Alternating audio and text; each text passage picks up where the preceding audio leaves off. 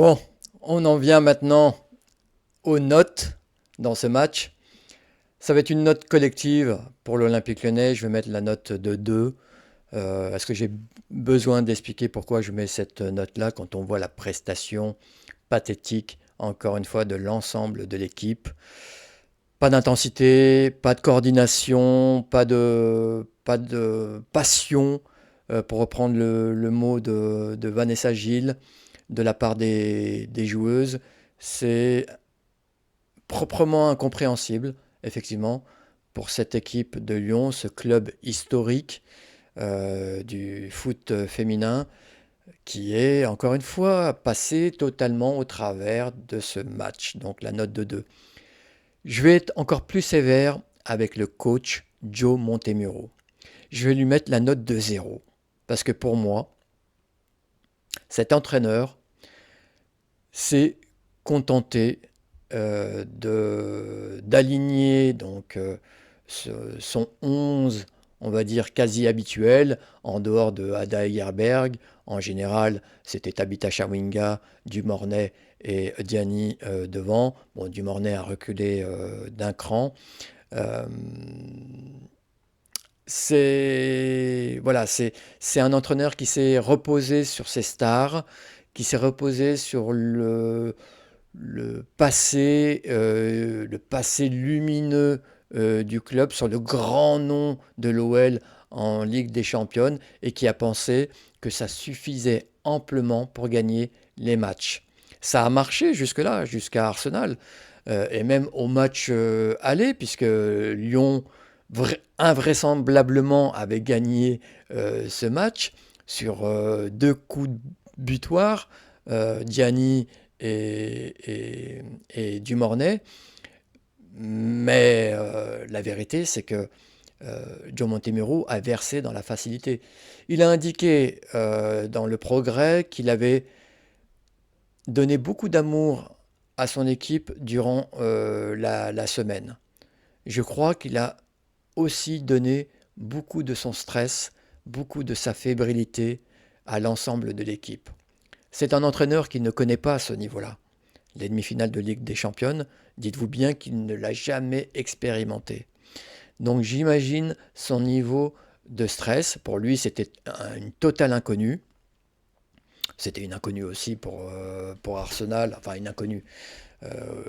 Oui, c'était une inconnue pour René Slegers aussi, puisque c'est une nouvelle coach dans le monde du foot féminin, qui apprend vite, qui apprend bien. Mais là où l'élève a excellé dans le travail sur ses joueuses, au niveau de la coordination d'équipe, au niveau des plans de jeu, au niveau du plan tactique, au niveau psychologique aussi, eh ben, Joe Montemuro, lui, a totalement péché euh, par, euh, par arrogance, par facilité, par paresse. Surtout un mélange, enfin, certainement un mélange de tout ça qui explique que son travail a été, voilà, a été inexistant. Pour moi, il n'a même pas été bâclé, c'est qu'il a été inexistant. Je m'explique donc cette médiocrité de l'équipe, voilà, par tout ça. Et puis, j'ai l'impression aussi, si je m'en réfère à toute l'année, je fais peut-être un petit bilan aussi de tout ce qu'il a pu entreprendre tout au long de l'année. Alors, d'aucuns diront que son travail a été remarquable jusqu'à cette confrontation contre Arsenal. Euh, Moi, je vois les choses vraiment autrement. Encore une fois, je vous l'ai dit, j'ai été inquiet très tôt dans la saison. Après, je laissais quand même le bénéfice du doute à John Montemuro qui venait d'arriver et qui devait quand même mettre sa patte euh, à l'ensemble de l'équipe. Voilà, diffuser sa philosophie de jeu à l'ensemble des joueuses. On sait que c'est un entraîneur qui aime le beau jeu, qui aime la possession de balle, et c'est pourquoi quand il a été intronisé à la tête de l'équipe des Fenotes, j'avais plein d'espoir. parce que c'est un entraîneur dont j'avais vu le travail réalisé à Arsenal. Arsenal qui avait gagné un titre de champion d'Angleterre au nez à la barbe de Chelsea, qui phagocytait tout à cette époque. Donc avec un jeu, voilà, un jeu léché proposé à l'époque. Donc j'avais beaucoup d'espoir, mais je suis allé de, de petits doutes en grande désillusion. J'avais des doutes parce que, en fait, sur moi, ce qui m'intéresse, c'est vraiment l'expression collective. Alors, c'est vrai que je fais souvent des comparatifs qui n'ont peut-être pas lieu d'être avec le Barça. Pour moi, le Barça, c'est la référence, c'est le maître étalon aujourd'hui.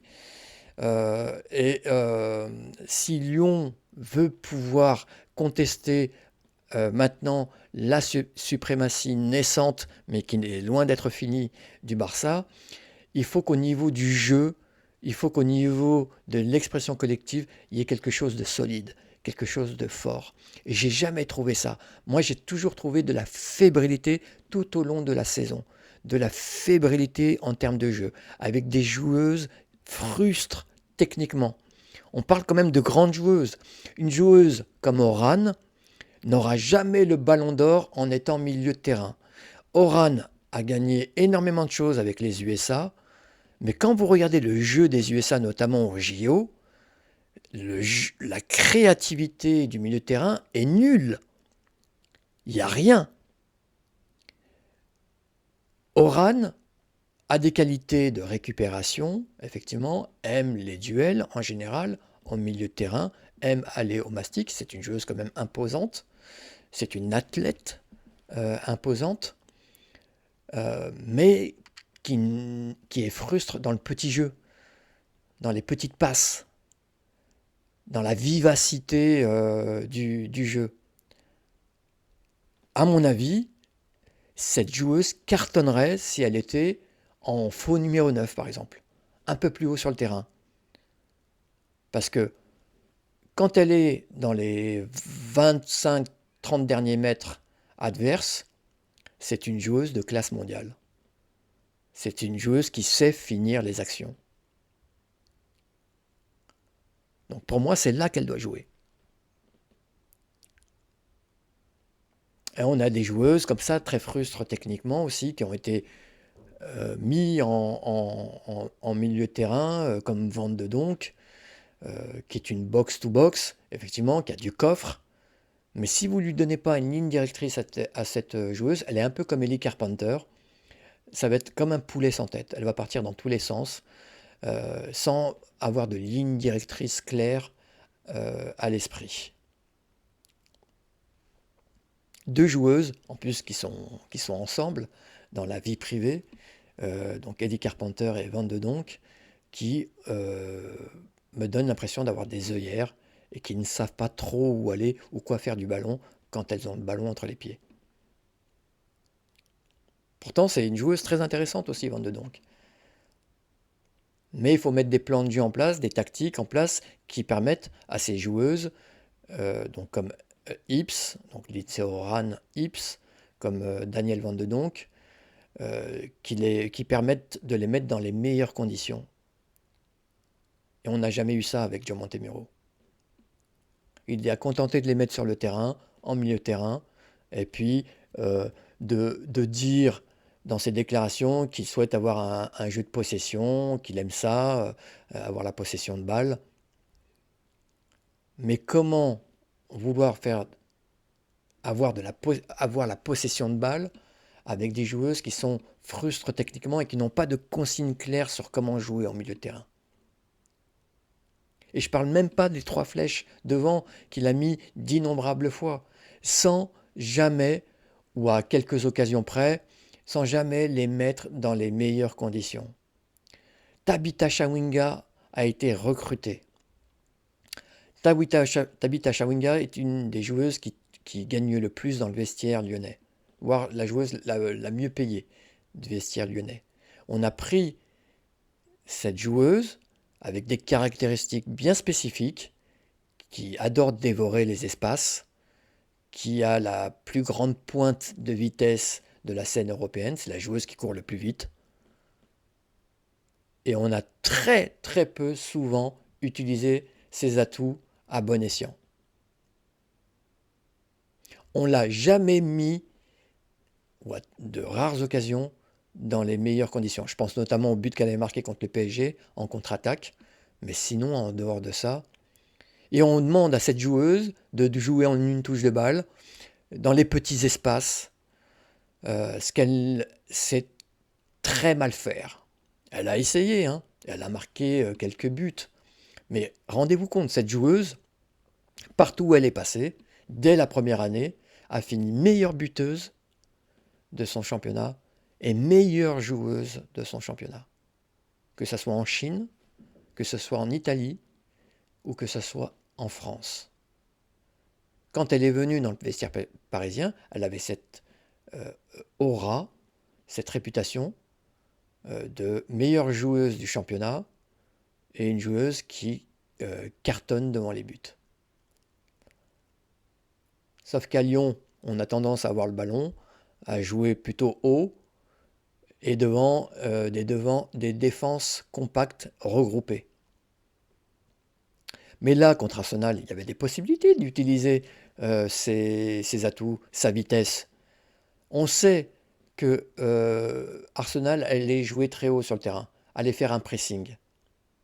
Et on est entré dans la gueule du loup en voulant jouer aussi la possession de balle, alors qu'on n'avait pas le profil de joueuse qui correspondait à cette volonté-là. On aurait dû jouer tout simplement les contre-attaques, jouer dans le dos des défenses. Catley et Williamson, c'est pas des Usain Bolt en puissance. C'est des joueuses à la course que vous pouvez battre facilement et leur faire très mal. Katy McCabe, pareil vis-à-vis de Diani. Il y avait vraiment des possibilités de faire quelque chose et de leur faire très mal. Et d'ailleurs, les 2 buts qu'on marque à l'aller, c'est quasiment sur des contre-attaques. Ou en tout cas en lançant en profondeur des joueuses comme Dumornay ou des joueuses comme Diani. Et j'en veux énormément à Diomande Temeru parce qu'il n'a pas tiré les leçons. Il s'est contenté de mettre son 11 quasi habituel et il a cru que les stars, le nom du club, le passé glorieux du club allaient faire le reste. Il s'est pris une énorme claque.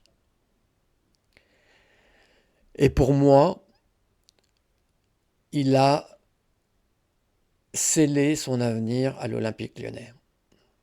Il y avait déjà eu une petite pierre dans sa chaussure avec l'élimination grotesque, excusez-moi, contre Reims, où là, la pilule avait eu du mal à passer auprès de Michel Kang, des dirigeants, on va dire. Là, je pense que c'est un énorme rocher qui va plomber forcément sa fin de saison. Et je suis très inquiet aussi pour l'avenir sportif là, à court terme de l'Olympique Lyonnais. Parce que maintenant, de ce que j'ai vu, pour moi, dans ces playoffs, l'équipe qui joue le mieux, qui a le plus de certitude en termes de jeu collectif, c'est pas Lyon, hein. C'est le PFC pour moi.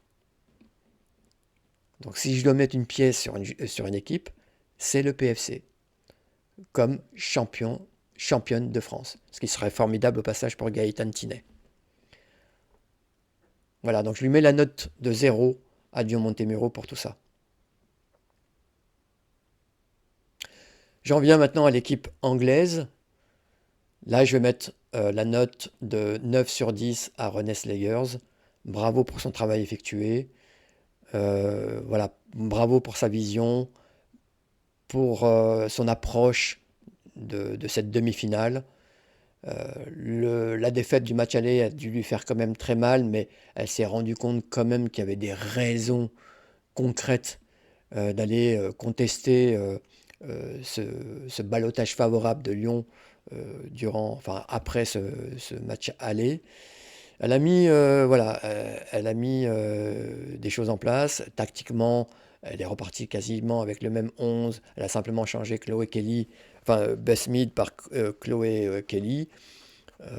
Voilà, et puis Arsenal a super bien joué. Donc pour l'ensemble euh, de l'équipe, je mets la note de 8 sur 10.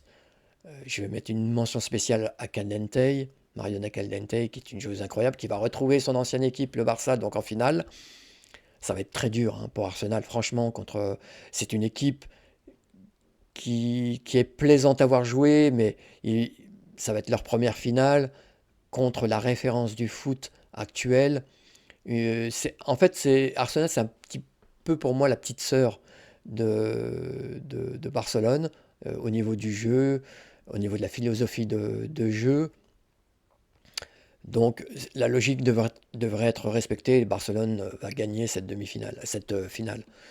Mais parcours remarquable d'Arsenal. Voilà, c'est une intronisation plus que réussie pour Rennes Lakers. Et je pense qu'Arsenal, on n'a pas vu encore le meilleur d'Arsenal. Ça devrait arriver quand même dès l'année prochaine, notamment pour gagner déjà un titre au niveau domestique et puis être aussi une équipe incontournable en Ligue des Championnes. Pour Lyon, c'est une autre paire de manches. Moi déjà, si j'étais Michel Kang, c'est déjà de savoir comment on veut jouer. Parce que si on veut jouer la possession de balle, si on veut jouer comme le Barça, alors c'est une erreur de casting, Tabitha Chawinga. Et il faut s'en séparer le plus rapidement possible. Ou d'autres joueuses qui auront un peu les mêmes caractéristiques. Et se reposer vraiment sur des joueuses techniques, notamment en milieu de terrain. Donc faire partir Ips, si vous ne voulez pas la replacer devant, en enfin en faux neuf, autant la faire partir aussi. Pareil pour Van de Donk, pareil pour Sarah Dabritz, c'est quasi acté pour elle. Et partir sur des joueuses techniques, joueuses espagnoles, qui ont cet amour de la technique, joueuses japonaises aussi, qui ont la culture de la passe en milieu de terrain. Quand on voit une Ui Hasegawa, c'est une joueuse comme ça qu'il faut qu'ils viennent à Lyon. Si on veut vraiment aller vers un contrôle du milieu de terrain, un vrai contrôle du match, une vraie possession de balle.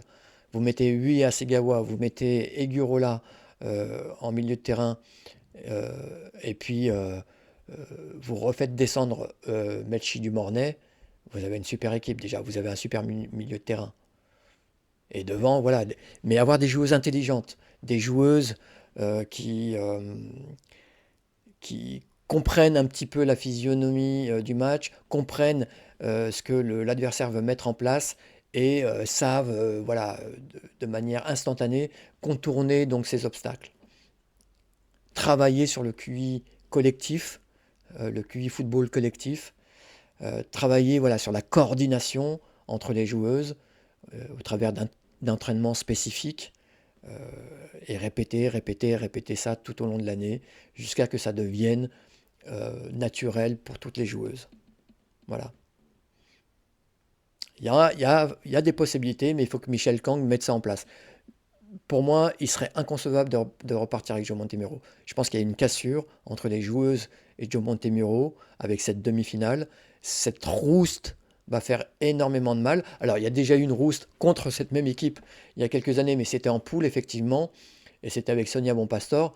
Sonia Bonpastor qui venait de gagner la Champions League et qui, sur la campagne suivante, se prend une rouste par Arsenal. Effectivement, là, on s'était déjà rendu compte, effectivement, qu'il y avait quand même des manquements à Lyon, puisqu'on a quasiment les mêmes joueuses dans le 11 de l'époque. Donc on sait qu'il y a des manquements et ces manquements reviendront. Vous pouvez gagner, survoler vos matchs de phase de poule parce que vous avez encore une marge sur la plupart des équipes européennes. Mais quand vous arrivez au dernier carré, là c'est le très très haut niveau et il faut pouvoir proposer quelque chose de très fort, de très solide à ce moment-là. Donc il y a quand même du pain sur la planche pour le board lyonnais. J'espère que le board prendra les meilleures décisions possibles. Se séparer de Diomante Muro, partir sur un entraîneur, un technicien. Moi j'aimerais bien Giraldez l'ex-coach. Je sais qu'il est du côté des Washington Spirit, il me semble. Je ne sais pas s'il est toujours là-bas. Quoi qu'il en soit, le draguer à mort pour qu'il revienne, enfin qu'il revienne en Europe et qu'il entraîne l'Olympique Lyonnais. Mais il faut un entraîneur comme ça, avec une vision pareille. Alors ça ne sera pas comme ça du jour au lendemain, je l'ai dit, hein. Ça sera au travers d'entraînements spécifiques, répétés, répétés et répétés tout au long de la saison, pour que les joueuses comprennent bien au printemps, au moment de vérité, ce qu'elles doivent délivrer comme prestation, une approche tactique plus professionnelle, en se reposant vraiment sur les caractéristiques de chaque joueuse qui sera titularisée au coup d'envoi. Il n'y a que comme ça qu'on arrivera à inverser la tendance. Il faut arrêter de verser dans la facilité, arrêter de penser qu'avec le seul nom de l'OL, avec son passé glorieux, ça suffira pour gagner les matchs. Ça, c'est fini. Et puis, une dernière chose sur les historiques, Wendy Renard, Eugénie Le Sommer. Wendy Renard notamment, qui a prolongé jusqu'en 2027, il me semble, la mettre sur le banc, qu'elle apporte Sagnac, comme au match aller. Moi j'aimais bien, voilà, elle était là, elle encourageait les troupes, elle apporte Sagnac, et elle rentre en cours de jeu, quand les équipes sont un peu éprouvées, où là elle peut faire en plus jouer sa taille sur les coups de pied arrêtés et faire très mal aux adversaires. Il faut arrêter de penser que Wendy Renard est toujours à son prime. C'est fini. Pareil pour Eugénie Le Sommer qui est totalement cramé physiquement. Et voilà, ça a été les légendes du club, bien évidemment. On leur met pas un coup de pied au cul en leur disant merci, au revoir, mais qu'elles soient plus sur le banc et qu'elles rentrent 10-15 minutes pour aider l'équipe si on est dans une mauvaise position. Voilà ce que j'en dis. Bon, je vais vous remercier en tout cas de m'avoir suivi. Ça a été un petit peu long sur la phase des notes, effectivement, mais j'avais beaucoup de choses à dire sur le match. Si vous avez aimé, si vous aimez le contenu, je vous invite à vous abonner pour soutenir la chaîne, faire en sorte que la chaîne se développe, parce qu'on veut parler du foot féminin, on veut faire la promotion du foot féminin, bien évidemment, donc rien ne se fera sans votre concours. Et puis je vous dis à très bientôt les amis, va va voum!